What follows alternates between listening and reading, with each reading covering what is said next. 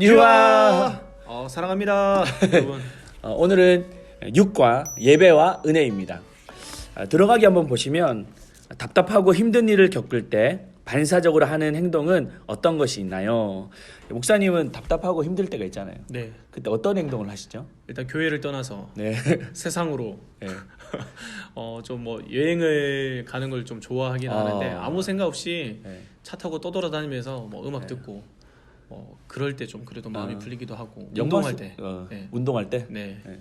참 좋은 것 같습니다. 저 같은 경우는 대청소를 합니다. 그래서 막 장롱 밑에 있는 쓰레기 그리고 먼지 다 털어내고 그렇게 하면 이제 뭔가 이렇게 새로워지는 느낌, 기분 좋아지는 느낌을 이렇게 받죠.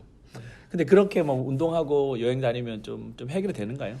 기름값만 더 나가고 더 속만 상합니다. 예. 잠시 그래도 해결되는 부분은 있지만 예. 네. 마음의 찝찝함은 여전히 남아 있는 것 같습니다. 네, 저도 그 막 대청소하면 너무 기분 좋은 거예요. 근데 그 다음 날 또 막 어지러져 있고 이러면 막 좌절하고 막 마음이 힘든 경우를 많이 겪죠. 그래서 우리가 세상적인 어떤 방법도 뭐 유용할 때가 있겠지만 정말 하나님이 정하신 그 방법, 그런 은혜가 우리로 하여금 이 모든 답답함과 어려움을 해결할 수 있는 것이죠. 그래서 오늘 그 예배와 은혜가 무엇인지를 좀 찾아보도록 하겠습니다. 자, 1번 목사님 한번 읽어주시죠. 네. 다음의 그림은 제사의 순서를 나타내고 있습니다. 성막들에서 하는 의식을 마치고 성소 안으로 들어오게 되면 떡상을 보게 됩니다. 떡상에는 어떤 떡이 놓여 있었고 그 의미는 무엇인가요? 네. 요압 순결한 상 위에 두 줄로 한 줄에 6씩 진설하고 안식일마다 이 떡을 여호와 앞에 항상 진설할지니 이는 이스라엘 자손을 위한 것이요 영원한 언약이니라. 떡상 진설병이라고 하죠. 거기는 어떤 떡이 놓여 있었고 또 그 의미는 무엇인가요? 라고 말하고 있습니다. 일단 떡 테이블이 있으면 네. 이렇게 지금 우리 테이블 책상이 있는 그 책상처럼 책상 위에다가 떡이 12개가 12개가 있었고 6개씩 해서 두 줄로 이렇게 쌓여 있는 모습으로 네. 진열되어 네. 있었습니다. 네. 그래서 이게 12개를 뭘 말하냐면 이스라엘의 12지파를 말합니다. 그래서 이렇게 모든 하나님의 백성을 말하고요. 이렇게 또 보면 이 떡은 일주일에 한 번, 그러니까 안식일마다 정기적으로 교체가 되었습니다. 그래서 그 새로운 떡을 올렸고 그 떡을 이제 제사장이 나누어 먹었던 것이죠.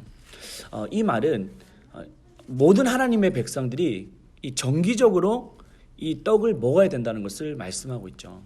아무래도 우리가 인생을 살아가는데 성도들은 단순히 육의 양식만 먹는 게 아니라 영의 양식도 꼭 먹어야 된다는 것을 말해주는 것 같습니다. 예배 가운데 특별히 하나님의 그 양식을 꼭 먹어야 함을 보여주는 것 같습니다. 네, 이제 결론부터 나왔는데 보시면 이게 이 떡이 단지 어떤 물리적인 떡만을 말하는 것이 아닙니다. 이게 보면 영적인 떡을 말하는데 그것은 바로 하나님의 말씀이라는 것이죠. 이게 이스라엘 백성들이 광야 40년 동안 하늘로부터 이렇게 내리는 그 만나, 그 하늘의 떡을 이렇게 먹었었는데 그게 단지 물리적인 배를 채우는 것이 아니었다는 거죠. 하나님께서 우리에게 말씀하셨던 이유가 뭐냐면 신명기 8장 3절에 보면 이렇게 말씀하고 있습니다. 너를 낮추시며 너를 줄이게 하시며 또 너도 알지 못하며 내 조상들도 알지 못하던 만나를 내게 먹이신 것은 사람이 떡으로만 사는 것이 아니요 여호와의 입으로 나오는 모든 말씀으로 사는 줄을 내가 알게 하려 하심이라. 아멘. 하나님의 말씀으로 우리의 부족함이 결핍이 채워지고 있음을 말씀한 것이죠. 2번 한번 읽어주시겠어요? 떡상의 반대편에는 금촛대가 놓여 있습니다. 금촛대의 모습은 어떠한지 본문을 따라 그려봅시다. 그리고 금촛대의 의미는 무엇인지 이야기해 봅시다. 네, 출애굽기 25장 31절에서 33절까지 이렇게 보면 나와 있는데 한번 제가 한번 읽어보겠습니다. 너는 순금으로 등잔대를 쳐 만들되 그 밑판과 줄기와 잔과 꽃받침과 꽃을 한 덩이로 연결하고 가지 6을 등잔대 곁에서 나오게 하되 다른 3가지는 이쪽으로 나오고 다른 3가지는 저쪽으로 나오게 하며 이쪽 가지에 살구꽃 형상의 잔색과 꽃받침과 꽃이 있게 하고 저쪽 가지에도 살구꽃 형상의 잔색과 꽃받침과 꽃이 있게 하여 등잔대에서 나온 가지 6을 갖게 할지며. 순금으로 된 처음에 보면 31절에 보면 이제 등잔대를 만드는데 우리 등잔대 하는 촛대를 생각하시면 될 것 같습니다. 네. 촛대를 만드는 첫 번째 밑판과 줄기가 장과 꽃받침과 한 덩이로 쭉 이렇게 연결되어져 있다는 것. 밑판과 그 등잔대 이제 기름을 이제 넣고 또 그 기름에 이제 불이 붙여지는 연결되어 있는데 그것이 32절에 보면 이제 6개의 갈래로 뻗쳐서 또 나옵니다. 그런데 그것이 한쪽에 3가지가 나오고 또 한쪽에 3가지가 나와서 총 7개의 가지가 이렇게 뻗쳐져 있는 네. 등잔대의 모습을 이 말씀을 통해서 보여주고 있는 것이죠. 그래서 그 모습은 바로 요 모양입니다. 요. 근데 이 금촛대의 의미가 이게 무엇일까요? 보면 이렇게 성막은 이렇게 보면 그 덮개가 있는데 그 천으로 덮여져 있고 또 짐승의 가죽으로 덮여져 있어요. 이제 어떠한 빛도 성막 안으로 들어올 수 없는 철저하게 차단된 그런 상태를 말합니다. 그래서 이 안에는 어둠밖에 없는데 이 촛대가 비춰질 때 이 성막 안이 밝게 비춰지게 되는 것을 이렇게 말하고 있는 것이죠. 근데 여기서 중요한 것은 이 성막 안에 그 성소에 왜 떡상과 그리고 촛대가 나란히 마주보고 있느냐는 것입니다. 그게 바로 3번에 나와 있습니다. 한번 읽어주시겠어요? 떡상과 금촛대가 나란히 있는 것은 상관관계에 있다는 것을 뜻합니다. 떡상은 하나님의 말씀을, 금촛대는 성령의 조명을 상징합니다. 하나님의 말씀과 성령의 조명은 어떤 관계가 있는지 나눠봅시다. 네, 그 떡상은 뭐라고요? 하나님의 말씀. 네. 그러면 금촛대는 성령의 조명하심. 근데 이게 어떤 관계가 도대체 있는 것인지 어떤 관계였습니까? 일단 어두운 가운데 있을 때에 이 네. 떡이 어떤 것인지도 우리가 분별하지 못할 네. 텐데 빛이 비춰줌으로 인해서 이 존재를 알게 되는 것처럼 하나님의 말씀, 하나님이 어떠한 분인지 알게 되는 것은 네. 우리가 스스로 열심히 노력해서 이루어지는 것이 아니라 하나님께서 성령을 통해서 이것이 무엇인지 알게 해주셔야 해요. 네. 하나님께서 도와주셔야만, 계시해 주셔야만 가능하다는 것을 말씀해 주고 있는 것 같습니다. 네, 그래서 이게 어떤 지식이 많다고 해서 좀 많이 네. 배웠다고 해서 이 말씀을 깨달을 수 있는 것이 아니라는 거죠. 네, 성령께서 깨닫게 해주셔야 된다. 네. 그래서 사실 저도 예전에 어떤 그 권사님을 알고 있는데 이분은 초등학교 나오지 않으셨어요.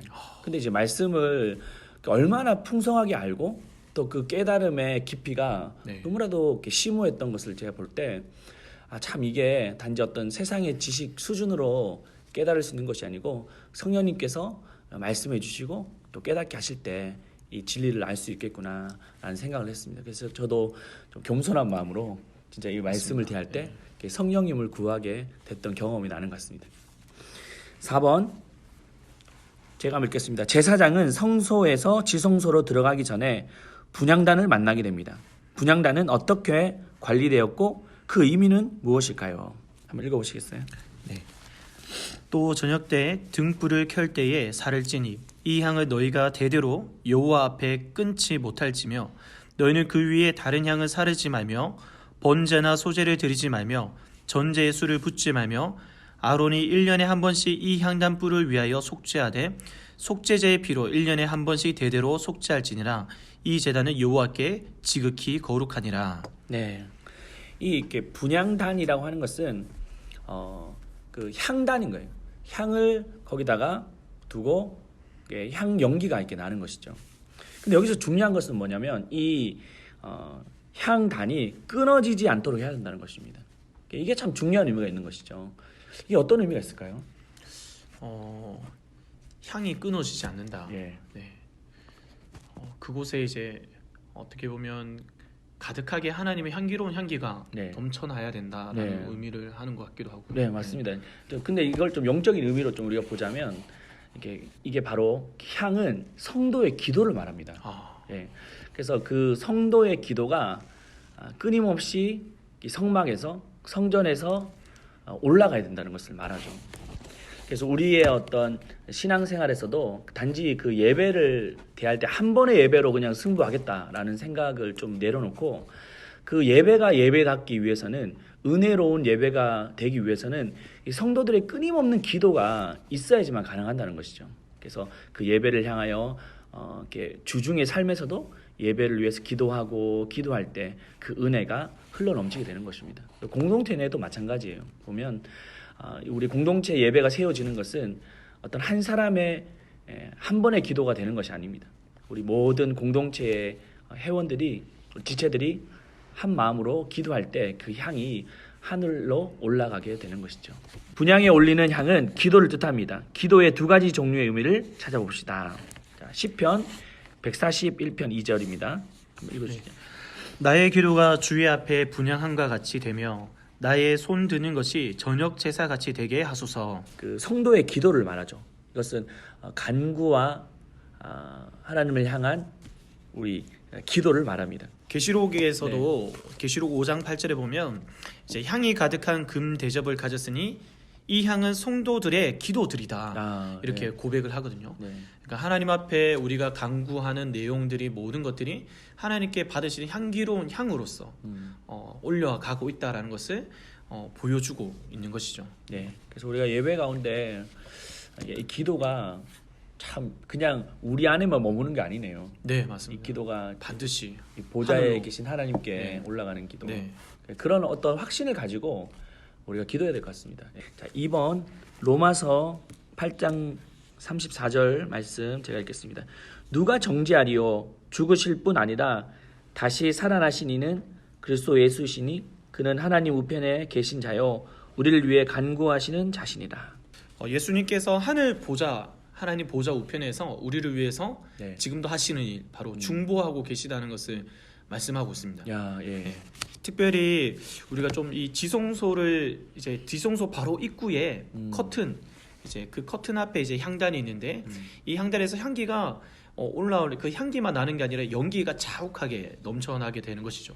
그래서 특별히 대제사장이 하나님 앞에 지성소 안으로 들어갈 때에 그 보호해주는 하나님과 직면할 때에 바로 직면에서 보면 죽을 수밖에 없는 우리의 인간의 연약한 죄악을 대신 예수님의 그 의로움으로 보호해 주듯이 그 향기로 그 연기로 그 하나님 앞에 우리가 나아갈 수 있도록 도와주는 역할을 하는 게 바로 기도다라고 말하고 있습니다. 그러면 좀 1번은 어떤 개인적인 간구를 말한다면 2번은 어떤 공동체적인 중보 그렇게 말해도 되겠습니까? 네, 공동체의 중보와 예수님이 우리를 위해서 중보하시는 그 내용에 대해서 그 예수님의 중보를 따라 우리도 이렇게 중보하며 나아가는 그런 모습에 대해서 좀 적용하면 좋을 것 같습니다. 볼도치 같이 한번 읽어보겠습니다.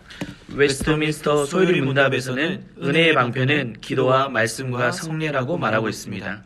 즉 기도와 말씀이 하나님은 우리를 만나주시고 풍성한 은혜를 베푸시는 큰 통로가 됩니다. 아멘. 은혜의 방편이 기도와 말씀과 성례인데 그래서 우리가 성례는 특별한 그런 시간에 하는 것이고 매일마다 또 매 순간마다 할 수 있는 것은 바로 기도와 말씀인데 기도와 말씀을 우리가 깊이 나아갈 때 하나님의 은혜를 주시는 그 통로가 될 것입니다. 자, 그러면 돌아보기 한번 보겠습니다. 말씀을 깨닫기 위해 사모해야 할 예배의 자세는 무엇인가요? 오늘 좀 GBS를 하면서 느꼈던 것은 결코 하나님의 말씀이라는 것은 내가 가지고 있는 어떤 전문 지식 그러한 지혜로 깨달을 수 있는 게 아니라 성령님께서 반드시 우리에게 깨닫도록 도와주셔야만 가능하다는 것을 좀 알게 된 것 같습니다. 그래서 언제나 겸손하게 성령님이 먼저 우리에게 일하시기를 간구하는 태도, 하나님의 또 말씀 영적인 양식을 채우는 것에 대한 어떤 감사함과 기쁨, 밥 먹을 때만 기뻐하고 기대하는 게 아니라 정말 하나님이 주시는 그 잘 준비된 그 말씀을 우리가 받아들이는 태도 또한 정말 기대하고 사모해야 되지 않나 이렇게 생각하고 있습니다.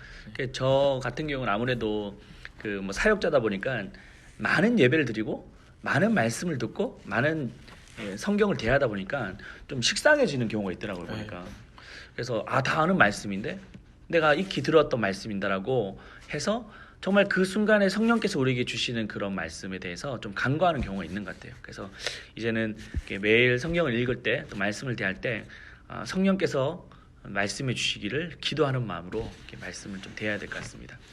자, 2번 하나님이 받으시는 향기로운 기도를 드리기 위해서 필요한 것은 무엇일까요? 하나님께서 정말 받으실 만한 네. 향기가 되도록 우리의 또 삶 속에서도 또 거룩한 삶을 살아야 되겠고 네. 어떤 내 욕심과 냄새나는 어떤 삶의 어떤 그 강구를 드리는 것이 아니라 하나님 받으시기에 향기로운 그런 기도를 드려야 되지 않을까. 먼저 네. 그의 나라와 그의 의를 구하는 그러한 태도를 먼저 구해야 되지 않을까라는 생각도 해보게 됩니다. 네. 저는 아까 그 분향에 올리는 향의 기도가 두 가지 의미인데 첫 번째는 어떤 개인적인 간구, 두 번째는 공동체적인 중보. 그래서 좀 하나님 앞에 나 개인적인 기도만 좀 했었던 것 같은데 이제는 예수님이 우리를 위해 중보하셨던 것처럼 저도 좀 공동체를 위해서 좀 중보하고 그렇게 기도해야 되지 않나 그런 생각을 가졌습니다. 목사님 우리 공동체를 위한 기도 제목 한 가지만 내시고 마치도록 하겠습니다. 저는 오히려 뭐 그 기도 제목을 말했는데 우리 코로나19로 인해서 우리 안에 좀 끊어졌던 오늘 뭐 기도의 향기가 매일 네. 영원토록 끊이지 않도록 하라 했는데 우리 공동체가 사실 기도에 대한 어떤 열망도 있었고 기도에 대한 사모함이 컸었는데 이것을 좀 회복했으면 좋겠다. 기도의 소리가 끊이지 않는 공동체가 되게 해달라고 네. 같이 좀 기도했으면 좋겠습니다. 그래요. 저도 네. 우리 청년들이 요즘에 다시 예배가 조금씩 회복되면서 강단도 이렇게 살아나는 것을 맞습니다. 이렇게 보게 네. 되었는데 우리 강단에 많은 청년들이 와서 그 새벽에 같이 드리는 기도가 하나님께 올라가는 향이 되어서 하나님께서 그 향을 받으시고 너무 기뻐하시는 네. 우리 공동체가 되었으면 좋겠습니다. 우리 그런 공동체가 되기를 바라면서 우리 사랑하는 마음을 담아서 우리 공동체를 위해서 인사하도록 마치도록 하겠습니다. 네. 우리 UX 여러분들 유바!